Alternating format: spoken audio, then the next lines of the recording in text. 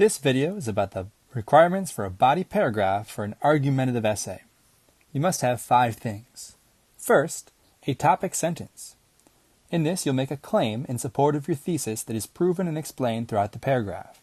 So it has to do 2 things. 1, support your thesis, and 2, preview everything that is mentioned in the paragraph. The next requirement is to have an introduction to a quote. And this could be something about the publication itself that lends authority. It could be something about the author, something about the title, some background of the author, kind of where this quote came from, some context, and the reason why we should care about it. Then we copy a quote word for word and surround it with quotation marks. And we follow this with an MLA in-text citation, which for most internet sources is just going to be in parentheses the author's last name.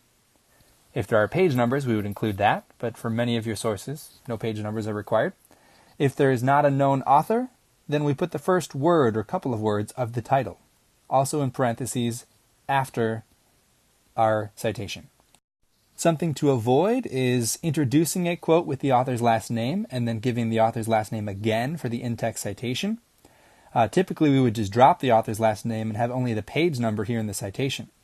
But if you're quoting from an internet source without page numbers, it's better just to not include the author's name in the introduction and introduce it in a different way so that the author's last name can be part of the citation. Alternately, you could introduce with the author's last name and drop the author's last name from the citation, but it's not as easy to find on your works cited then. It requires a little bit of work from whoever's reading your paper to figure it out. So that's my recommendation. If all you have is an author's last name for your citation, avoid introducing the quote with that author's last name. Number 5 here is very important. This explanation in your own words of how the quote proves the claim made at the start of the paragraph is not just a summary of what did the quote say.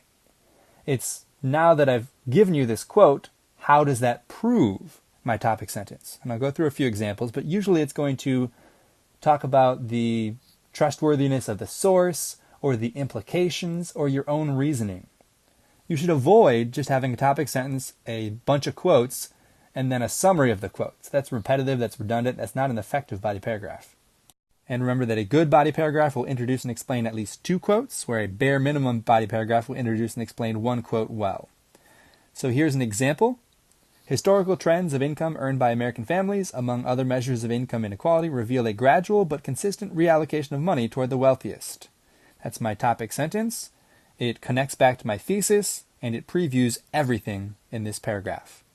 Then, the government provides public access to historical income inequality tables sorted by year and demographic. This is telling where I got my information from. From a table on average income for each fifth of families in 2017 inflation-adjusted dollars, Figure 1 compares 1966 to 1990 to 2017. So all of this is introducing where my citation or where my quote came from. So let's take a look at Figure 1 then. These different rows represent the lowest, the second lowest, the third, fourth, and highest family, fifth of families. So these are the wealthiest families, these are the poorest families, and so on and so forth. The gray represents the proportions in 1966. You can see that the lowest income families had more income compared to wealthier families than they did in 2017, and there was a gradual shift. Now, I did not use a direct quote here in this next sentence. I said there's a pattern over the last 51 years. The wealthier a family is, the more income they have gained at the expense of poorer families. That's a paraphrase. That's my own interpretation of the data or explanation of what the data says.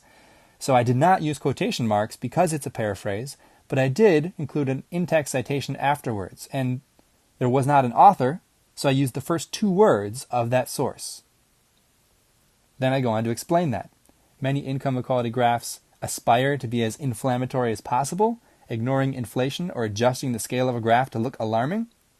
The data in Figure 1 is already adjusted for inflation according to the CPI-URS scale, a consumer price index algorithm intended for research. Even after adjusting the data to make a fair comparison, income inequality is increasing for all groups without a single exception. So I explained that data. The reason why it's powerful is because it is already adjusted for inflation It's fair, it's not intended to be inflammatory, and it still shows an increase in income inequality. Then I throw in a transition. There is more to the story than income alone, however, and I introduce my next quote by saying, in 2007, economist Edward N. Wolff at New York University reported that. So this tells us who, and my quote was, 1% of Americans controlled 42.7% of the nation's financial wealth, the next 19% of Americans controlled 50.3% of the nation's wealth, and the remaining 80% of Americans controlled 7% of the nation's wealth. And this came from an article without an author that had a title, America's Wealthy. So my citation was the first 2 words or so of the title. Then I included an explanation. Having earned 3 degrees from Yale and Harvard, Professor Wolff is an informed individual. I'm speaking to the authority of my economist here. Then I go on to explain that wealth can be exercised as power to shape public perception in a way that benefits the wealthy. Through lobbying, wealth can further consolidate power by influencing public policy. So wealth is not money alone. There's more to it than that. And I explain it in my own words, the implications of this statistic. Some final advice on a body paragraph. Which quotes should we include for supporting evidence? Well, make sure that your quote is either a fact or a statistic, something that has been researched, that is indisputable, or if it is a statement by an author or an organization, choose one that has some authority on the topic. Either they're an expert in the field or they have some governmental backing. Don't just copy someone else's words because they agree with what you say if pointing to who said them doesn't support your cause. If you're talking about computers and you cite something that Bill Gates said, well, that lends authority to your topic.